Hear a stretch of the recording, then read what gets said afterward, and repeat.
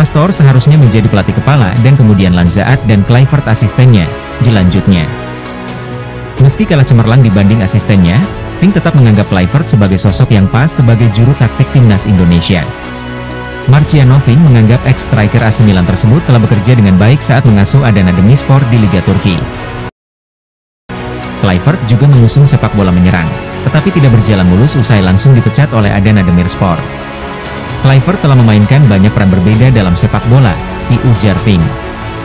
Dan yang saya pahami adalah bahwa ia bekerja sangat baik bersama Adana Demirspor.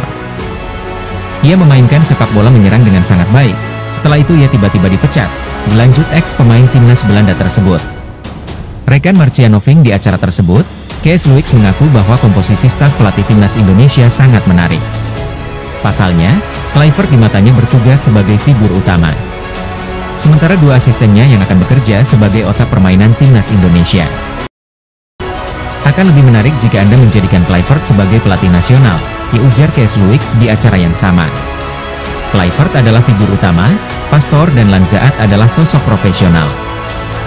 Menurut saya, ini adalah konstruksi yang bagus, tutup Luiks.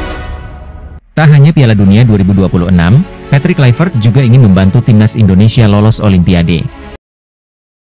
Patrick Kluivert bakal dibantu Denny Lanzaat dan Alex Pastor sebagai asisten pelatih timnas Indonesia. Alex Pastor juga bakal menjadi pelatih timnas Indonesia U23. Patrick Kluivert mengatakan bahwa ia sudah mempunyai sebuah rencana selama 4 tahun ke depan terhadap timnas Indonesia. Rencana terdekat tentu saja membawa timnas Indonesia lolos ke Piala Dunia 2026. Peluang skuad Garuda untuk melaju ke Piala Dunia 2026 cukup besar. Saat ini, timnas Indonesia duduk di posisi ketiga klasemen sementara grup C putaran ketiga kualifikasi Piala Dunia 2026 zona Asia. Timnas Indonesia mengemas 6 poin dari 6 pertandingan yang sudah dijalani. Timnas Indonesia tertinggal 10 poin dari Jepang di posisi pertama dan terpaut 1 angka dari Australia di peringkat kedua. Untuk melaju ke Piala Dunia 2026, timnas Indonesia harus duduk di posisi pertama dan kedua pada klasemen akhir grup C. Saat ini, timnas Indonesia menyisahkan 4 pertandingan lagi melawan Australia, Bahrain, Cina, dan Jepang. Kami sudah punya rencana 4 tahun ke depan. Kami sudah bagi itu ke dalam 2 rencana. Yang pertama membuat dampak positif di pertandingan dan melihat bagaimana hasilnya kami melaju ke Piala Dunia 2026, kata Patrick Kluivert. Patrick Kluivert juga memikirkan bagaimana caranya agar timnas Indonesia bisa berlaga di Piala Dunia 2030. Memang dibutuhkan sebuah komitmen yang tinggi agar prestasi timnas Indonesia bisa meningkat. Fokusnya saat ini bagaimana caranya timnas Indonesia tampil di Piala Dunia 2026.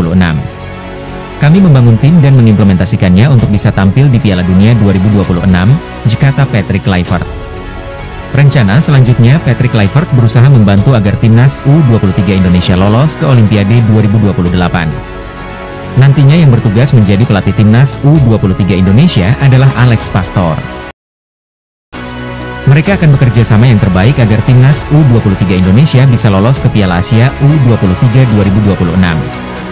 Setelah itu, timnas U23 Indonesia bisa tampil di Olimpiade 2028 dengan harus masuk ke 3 besar Piala Asia U23 2026. Rencana kedua kami melanjutkan perjalanan untuk melaju ke Olimpiade 2028 dan Piala Dunia 2030, kata Patrick Kluivert. Patrick Kluivert mengakui perjalanan ini berat. Namun, ia harus tetap yakin timnas Indonesia bisa menembus target yang diusungnya.